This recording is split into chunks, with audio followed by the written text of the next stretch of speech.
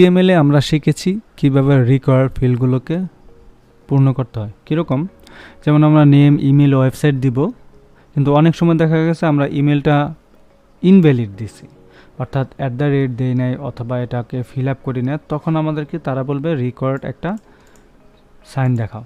যেরকম আমরা HTML এ কীভাবে করতাম, যদি HTML দেখাইতাম ইনপুটে সরাসরি দেখাই, ইনপুট দিলাম টেক্সট, দেন ইনপুট টেক্সট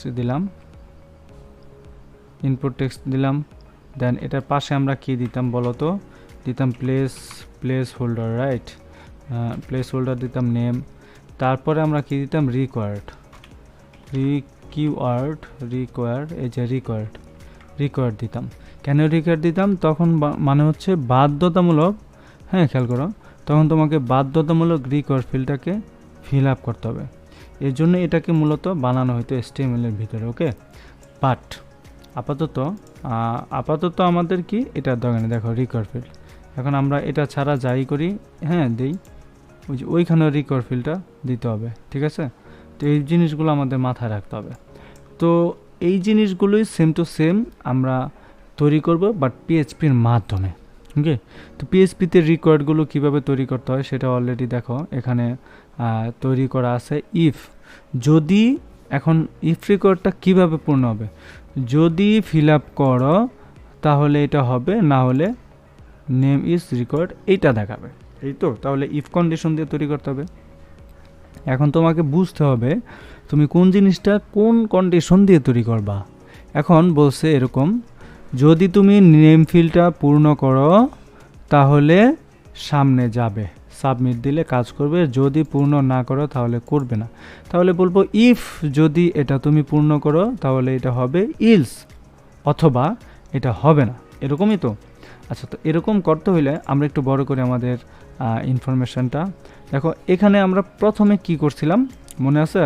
ফর্ম ভ্যালিডেশনের সময় আমরা কিন্তু এইভাবে কয়েকটা বা 4-5টা আমরা ভেরিয়েবল দিছিলাম, যেগুলো আমাদের ভ্যালিড ভেরিয়েবল। এখন ইনভ্যালিড ভেরিয়েবল হচ্ছে যেগুলো ইরর আসবে, সেই ভেরিয়েবলগুলোর নাম আমরা ERR দিয়ে তৈরি করছি।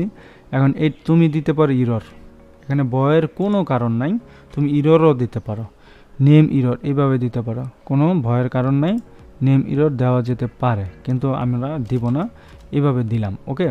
আচ্ছা, তাহলে আমরা আরও 5টা ভেরিয়েবল তৈরি করছি, তাদের মতোই জাস্ট ERR দিছি, মানে ইরর বুঝাইছি, এই ভেরিয়েবল দিয়ে বোঝাচ্ছে ইরর। তাহলে ইফ কন্ডিশনটা আমরা কিভাবে প্রথমে তৈরি করতেছিলাম, আমরা এই ইফ কন্ডিশনটাকে একটু কমেন্ট করে দিই, হ্যাঁ কমেন্ট করে দিই, তাহলে আমরা বুঝবো এটা অ্যাকচুয়ালি কী হচ্ছে। আর ফাংশনের যে কন্ডিশনটা, ফাংশন যেটা সেম আগের মতোই থাকবে, এখানে কোনো চেঞ্জ নাই, ওকে। আর কিছুটা চেঞ্জ হবে তোমার ফর্মের ভিতরে, সেগুলো আমরা পরে দেখব। আচ্ছা, তো এখন আমরা মূলত কি করছিলাম বলো তো? আমরা মূলত ইফ দিছিলাম, ইফ কন্ডিশন, হ্যাঁ ইফ দেওয়ার পরে তোমার এই যে সেকেন্ড ব্র্যাকেট দিয়ে এখানে আসলাম, এই তো। আচ্ছা, আর এখানে আমরা 2টা স্পেস দিয়ে মাঝখানে নিয়ে আসি। এখন আমরা এখানে কি করছিলাম বলো তো? আচ্ছা, এখন এখানে আমরা কি করছি, এখানে আমরা দিছিলাম তোমার সার্ভার। দেখো সার্ভার কিন্তু বাই ডিফল্ট একটা অপশন, হ্যাঁ সার্ভার। দেন এখানে আমরা থার্ড ব্র্যাকেটে কি লিখছি, request error, request error, request method দিলাম। দেওয়ার পরে আমাদের কি দেখো, আমরা থার্ড ব্র্যাকেটের পরে সমান দিছি। কি বলছে সমান কেন দিতে হয় সেটা আমরা জানি। বলছে এইটা সমান, খেয়াল করো, এটা তো একটা ধরো পুরাটাই ধরে নাও একটা তোমার ভেরিয়েবল, এই ভেরিয়েবল সমান যদি পোস্ট হয়, হ্যাঁ পোস্ট মেথডটা হয়, তাহলে তুমি শো করবা এগুলা, তাহলে এগুলা শো বলতে কি এরকম দেখি, তাহলে এর ভিতরে তুমি শো করবা বা ইকো করবা, হ্যাঁ ইকো করবা মাসুদ, এরকমই তো শর্ত থাকে, তাই না? এরকম শর্তই তো মূলত থাকে। বাট আমরা এখানে ইকোটা না করে এর ভিতরে আরও একটা ভেরিয়েবল দিব, সেখানে বলবো যদি খেয়াল করো, যদি তারপরে যেহেতু ইফ কন্ডিশন দিচ্ছি আমরা, থার্ড ব্র্যাকেট সেকেন্ড ব্র্যাকেট দিয়ে এটা শেষ করে আসি। হ্যাঁ, বলছে যদি ইমপেটি এই যে ইমপেটি কন্ডিশন কিন্তু আছে, দেখছো ইমপেটি, দেন আবার প্যারেন্থিসিসের ভিতর বলছে এই যে সুপার গ্লোবালের ভিতরে যদি আন্ডারস্কোর পোস্টটা হয়, এই যে দেখো পোস্ট কিন্তু অলরেডি আছে, এগুলো আর টাইপ করতো না, পোস্ট থাকে থার্ড ব্র্যাকেটের ভিতরে, তুমি নেমটাকে শো করো, নেম। ওকে, তো এখানে বললো ইমপেটি হয় তাহলে নেম দিবা, ইমপেটি একটা ভেরিয়েবল তৈরি করলো, বলছে নেমটা তুমি শো করাবা। ওকে, আচ্ছা, তো এই যে তাহলে এইখানে আমরা কি দিব, এখানে বলে দিচ্ছে তুমি তাহলে ইকো করো যে, তাহলে আমরা আর ইকোটা দিব না, এখানে এই যে এইটার নাম দেব, এটাকে দিয়ে দেব, এই ভেরিয়েবলটাকে শো করাও, এটাকে শো করাও। ওকে, সমান দিয়ে আমরা ইকোর মাধ্যমে এটাকে বলতে নেম ইজ রিকোয়ার্ড। ওকে, আমরা দিব নেম ইজ রিকোয়ার্ড, এই লেখাটা জাস্ট শো করে বসা দিলাম, আমাদের সেমিকোলন শেষ করলাম। তারপরে দিলাম ইস, যদি না হয় ইলস যদি না হয় তুমি এইটা শো করো, এই যে আমরা যেটাকে পূর্বে দিছিলাম মনে আছে কি, যদি না হয় এইটা তোমরা শো করে দেখাও। এটা কোথায় শো করে দেখাবে বলো তো? আচ্ছা, এটা যে শো করে দেখাবে অবশ্যই তো থার্ড ব্র্যাকেট লাগবে, রাইট? এই যে তাহলে এতটুকু কন্ডিশন একটা চলে গেল, রাইট?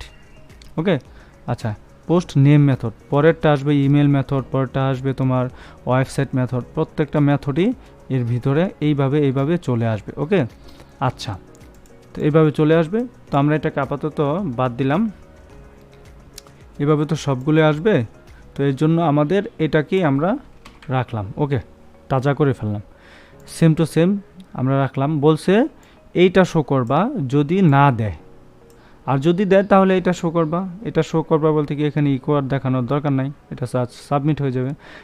ফাংশনের মতোই আছে। এবার তুমি খেয়াল করো রিকর্ড যে ইরোর, এটা আমরা অন্যদিকে খেয়াল করবো, অন্যান্য বিষয়গুলো। হ্যাঁ, এখানে দেখো ফর্মের ভিতরে আমরা যদি নেমের চিন্তাটাই করি, মূলত এই যে নেমটাই নিয়ে আলোচনা করি। হ্যাঁ, আর এটা তো ব্রেক। আচ্ছা, এইটা নিয়ে যদি মূলত আলোচনা করি, আমরা কি প্রথমে ইনপুট ফাইল দিছি, আমরা প্রথমে অন্য কিছু দিতে পারতাম, লেবেল, রাইট? সেক্ষেত্রে বড় কিছু নাই। তো আমরা এখানে দেখো কি দিছে বলো তো, এখানে কি দিছে বলো তো, এখানে ক্লাস দিছে ইরোর, দেন এখানে কি দিছে পিএসপির ভিতরে বলছে ইকো করতে বলছে, ইরোরটা ইকো করতে বলছে। এটা একটা স্পেনের ভিতরে রাখছে, এই ইকোটা কোথায় রাখছে, একটা স্পেনের ভিতরে, ঠিক না? আদারওয়াইজ দেখা গেছে কি এই স্পেনটা ছাড়া যদি দেয় তাহলে ইকোটা সুন্দর লাগবে না। তো সেক্ষেত্রে একটা ট্যাগের ভিতরে অবশ্যই তো পিএসপি লিখতে হবে, যেহেতু HTML দিয়ে শুরু করছি, পিএসপিটা লিখতে হলে একটা HTML এর ভিতরে লিখতে হবে, তাই না? আচ্ছা, তো HTML এর ভিতরে লিখলে অবশ্যই তো একটা ট্যাগের ভিতরে লিখতে হবে। তো ট্যাগটা কি, এই স্প্যান একটা ট্যাগ আছে, এই ট্যাগটা দিছি। আর এই যে এখানে তোমার ক্লাসটা, এই ক্লাসটা একটা ইনফরমেশন জুড়ে দিছে, ওই যে উপরে দেখো, এই যে একটা ক্লাসের কালার দিছে এরকম। হ্যাঁ, তো এর জন্য এই ক্লাসটা ইউজ করা হচ্ছে, আদারওয়াইজ এই ক্লাসটা ইউজ করার কোনো দরকার নাই। হ্যাঁ, আদারওয়াইজ এই ক্লাসটা একদম ইউজ করার কোনো দরকার নাই। আর এই যে একটা স্টার চিহ্ন দেখতেছো, স্টার চিহ্নটা মূলত হচ্ছে, এই যে একটা স্টার চিহ্ন দেখছো, এইটাই মূলত হচ্ছে স্টার চিহ্ন। এখানে স্টার চিহ্ন যে আলাদা কোনো ফাংশন, বিষয়টা এমনও না। ওকে, তো এই জিনিসটা আমরা এখানে ইউজ করতে পারি। ওকে, সেম টু সেম পদ্ধতিতে একই অবস্থায় আছে প্রত্যেকটা ক্ষেত্রে। রেডিও বাটনের মধ্যেও দেখো, এগুলো যখন শেষ হবে স্পানে ইরোর দেখায়, জেন্ডার ইরোর আসছে, সেম টু সেম, আর এখানে কোনো পরিবর্তন নাই। তো আশা করছি তোমরা অ্যাকচুয়ালি কীভাবে পিএসপিতে রিকোয়ার্ড ফিল্ডগুলো ইনপুট করতে হয়। রিকোয়ার্ড ফিল্ডগুলো ইনপুট করাইতে হলে তোমাকে কন্ডিশনের ভিতরে তোমার ইকো করাইতে হবে পিএসপি দিয়ে, তারপরে তোমার ফর্মের ভিতরে ইকো করাইতে হবে কন্ডিশন দিয়ে। ওকে, তো সেই ক্ষেত্রে আমাদের একটু খেয়াল রাখতে হবে। আমরা আস্তে আস্তে শিখে যাব। সবাই যে একদিনে এক ভিডিও দেখলে যে হয়ে যাবে ব্যাপারটা এমন না, তোমাকে দেখতে হবে, জানতে হবে, বুঝতে হবে, তাহলে তুমি বুঝে যাবা। তো এইভাবেই কিন্তু তুমি স্টেপ বাই স্টেপ শিখে যাবা। একদিনেই যে তুমি এই ফিল্ডগুলো সব তৈরি করে ফেলবা এমনটা না।